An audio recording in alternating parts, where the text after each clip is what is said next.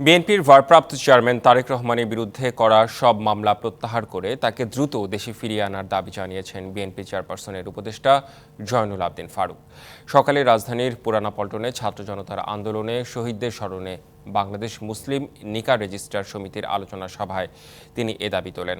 বলেন, নিরপেক্ষ নির্বাচনে তারেক রহমানই হবেন দেশের পরবর্তী প্রধানমন্ত্রী। সুষ্ঠু ও নিরপেক্ষ নির্বাচনের জন্য বিএনপি অন্তর্বর্তী সরকারকে সব ধরনের সহযোগিতা করবে বলেও জানান জয়নুল আবদিন ফারুক।